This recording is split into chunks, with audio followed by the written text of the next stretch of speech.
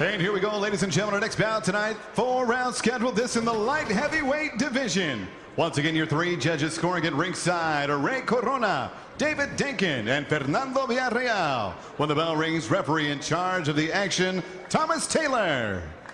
Introducing to you first, fighting out of the red corner. Wearing black trunks, trimmed in white, he weighed officially 176 3/4 pounds.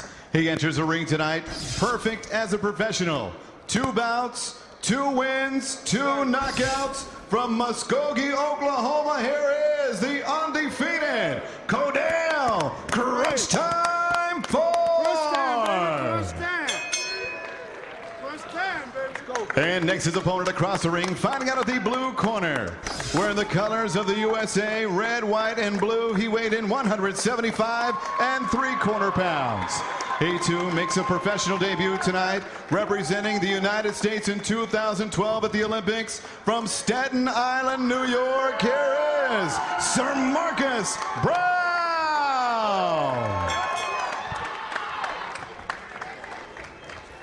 Second.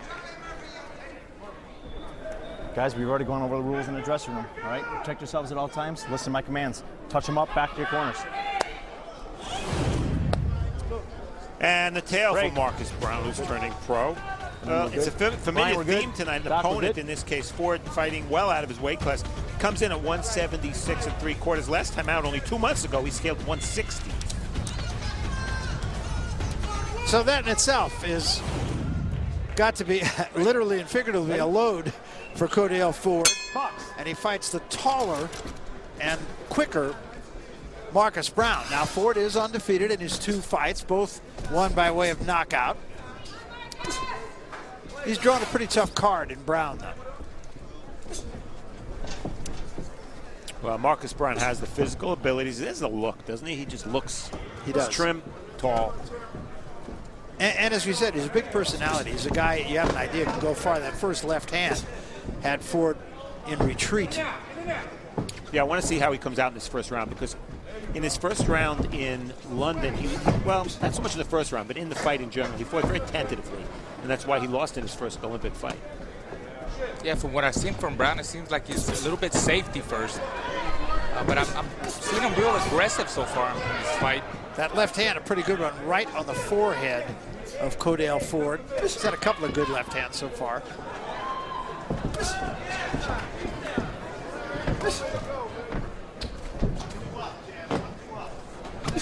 Meantime, Ford unable to do much business himself. And Ford, you can tell, very much aware of that left hand from Browne. And by backing up, Ford's letting Browne utilize that 6-inch reach advantage very effectively. Every time he hits him with that left hand, it sends Ford backwards. Now is where he doesn't want to be. Good left hand again.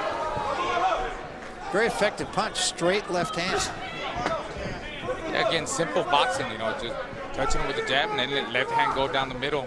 And I think, you know, Ford is helping Ford because he was sparring with Alan Green, and you can see he knows how to survive in there. You know, sparring with a guy like Alan Green is going to obviously teach you something.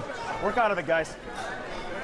He's from a small town in Oklahoma called Wagner, Oklahoma. We asked him about the size of the town. He says, well, most of them are my cousins. Well, right now he's giving Browne nothing to think about. It's just whether Browne can land the right shots and get him out of there. Well, he's got him where he wants him right now, on the ropes. And Ford having a little bit of trouble extricating himself. Let's go. Box. Dominant first round for Marcus Browne. I would think it'd be a good idea for Ford to get out of here. Particularly because he's right above us. He almost fell through the ropes there, on top of us. Yeah, it's target practice in there, obviously, for Browne. That was a right hand by Ford, a wild one, but it did get there. Try it again, Codale. Why not? Am I allowed to give him instructions during the fight? Sure, yell at him.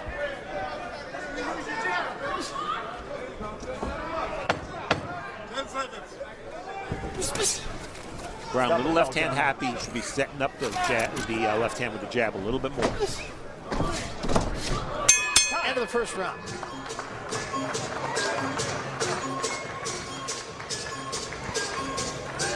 Listen, the dude's rapping down all the time. Listen, The dude's dropping down all the time. You can fake him, make him commit when he goes down. When he comes down, bring it up. Got it? Tight though, Marcus. Don't go back with your hands. I know. Don't do that. You hear me? Listen. Now listen to me. Shoot a jab at him, do that, shoot a jab to the shoulder. You shoot the jab, shoulder, come up the middle with the uppercut. Got it? Jab in there, shoot the uppercut up the middle. Bang! Finish with a Y. Finish with a Y. Gary Stark Sr. telling Marcus Browne which combinations to throw. There he pawed with the right hand before throwing the left. He had a lot of success, as Barry said, with his left hand, Marcus Browne did in round 1. That punch blocked. He just wasn't setting up the left. There, he leads with the left hand. He's got to throw that jab first. Make the jab count. Round 2. And you heard Gary Stark say, come with the uppercut. Jab, jab, uppercut. 19-2 connect advantage. Show stats tell us in round 1 for Marcus Browne. And he does have a tendency, as Gary Stark pointed out to his fighter, to duck. Browne needs to feint more with the jab. Get more feints, and he's throwing just the same jab. Why not change up the jab? Up jab, down jab, hard jab. Give him different looks of the jab to set up the combination, the lead. There he goes. Double jab, but he's still not throwing that uppercut.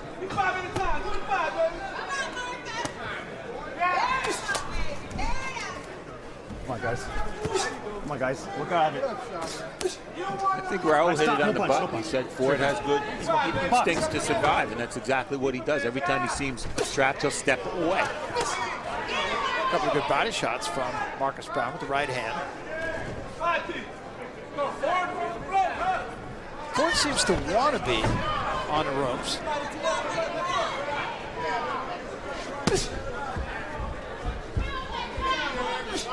What's important here is as Browne comes forward, does he keep the distance? Because he's got a huge reach advantage. He shouldn't get too close. Then he can get hit. If he stays outside, he can't get hit. See,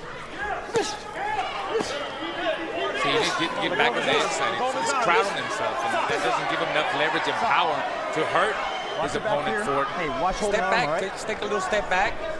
Touch him with the jab. That's not going to happen again. Another hard, straight left hand down the middle. Just keep him on the outside. There's no need for him to go on the inside and take risks. Again, a headbutt. It's too early in his career to get cut. It was a little short with that punch. Ford just kind of fell back into the ropes.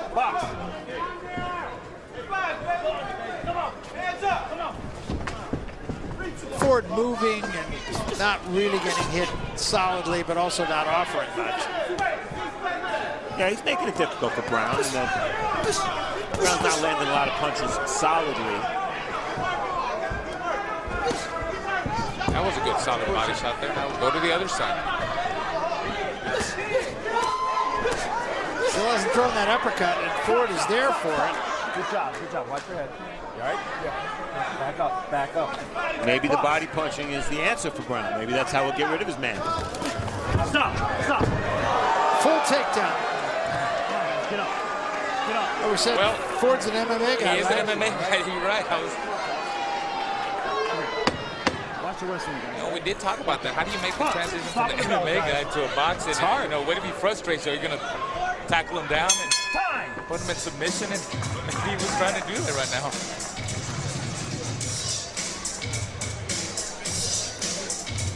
All right, listen, got to get him out of here this round. You hear me? He's ready to roll. You hear me? Yo, hard body shots. Yo, keep the shoulder in him. Hit him body shot. Now start breaking down with 5-6 punch combinations. You hear me? Yo, relax on your combos. You're overthrowing your combos. You don't have to throw them that hard. How you doing? Pick him, look. Look at me. Pick him and then throw the hard. Set up the big shots. Pop, pop, pop. Touch him, body. Boom, boom, boom, boom, boom. Got it? Yo, he's on the ropes. He's sitting up. Just boom, boom, boom. That's it. No big deal. Let's go, baby. Take a look at action from round 2. For the first time in the fight, Browne seemed really committed to body punching. Nice left hand right up the middle to the belly, and then a right hook to the side. And it definitely seemed to affect Ford. Maybe take a little bit of starch out of him, which Browne needs to do if he's going to stop his man. So, Steve, let me. Did I understand Gary's instructions right? Was it bada, bada, bada, boom, boom? Or was it bada, boom, bada, bada, boom? Everything he said was, yo. That's a New Yorker. I love Gary Stark. And I think what Gary's talking by that is, up your punch output. Just keep him busy and don't let the guy think, 3s and 4s, 4s and 5s, and don't let him hold, push him off of that. Push him, he's got to make him work. Well, Gary told him to throw the uppercut in the last round. He didn't do it at all. This round, he said, go to the body. And we'll see. Tried to do it there, and then a right hand to the head staggered Ford. Ford back up against the ropes now. And that dropped it. That was the answer, the body shots. 4, 5, 6, 7, 8. All right? You want to go? Come here. You want to go? Yeah. Show me something. Just stunned him. I don't think he's really hurt, but I don't think it'll take a lot more to get him out of there either. Another good body shot, and another one, and another one. So Browne doing as his corner indicated, that's it. Well, Gary Stark said you got to get him out of here this round, and he did. Listen to his corner, and since Ford hadn't landed any punches at all in the fight, had no problem at all with the stoppage. Don't find a lot of shutouts in boxing, do you? Good body shots, guys. I like the way Browne capitalized on that. He saw that he was being very effective with the body shots, and he went right back to it, and he got the stoppage. Good win for Browne. Yeah, it was. He found the right formula, found what worked for him. I think he had a little bit of a nervous first round. I thought he settled out as the fight went on. Yeah, and what I would say to him if I were Gary Stark, yo, you did well, kid. Yeah, that's right. He did the bada bada boom boom, I think, was the one that did it for him. In fact, it was the last boom. So all in all, I'd have to say a pretty darn good first performance for him, and he can dance also. Take a look at action from round 3. Watch left hand to the body. I think it's to the stomach. Well, first he has him on the ropes. There it is. And that's your typical body shot knockdown. A little bit of a delayed reaction. But good work because Browne punched upstairs 3 times. Got the guard high. Elbows were up. Gave him a little room to land that left hand. That was kind of a veteran move there, a smart move. And you see as Ford looks to his corner, he touched his side, showing where he was hurt. And that was enough. I think that right hook was enough to tell referee Taylor that it was time to pull the plug on this one. Yeah, I think it was well stopped. I think it was well performed by Marcus Browne.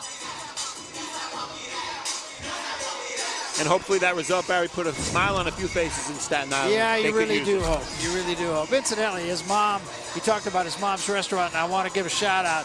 Mona's Kitchen. So if you're ever Staten Island, go there. Good guy, good family. Go on out there, help him out a bit. And the show stats only 2 connects for Ford and 50 connects for Browne, 50-2. Glad the fight was stopped. All right, with that, once more, let's get the official decision as we go once more to the center of the ring. And Joe Martinez. Joe? Ladies and gentlemen, the end comes at 1 minute, 4 seconds. Round number 3. Stoppage for your winner by KO victory in his professional debut, Sir Marcus Browne. Marcus Browne, undefeated as a professional. But, he did what he had to do, I think. And, again, big personality, a guy you just have to like, a guy that really could be good, not only for himself, but for the sport of boxing, like this guy. So Marcus Browne with his first victory. And, the other thing I like about him, and you can certainly speak to this, Raul, I like the idea that he listened to his corner, did what they said.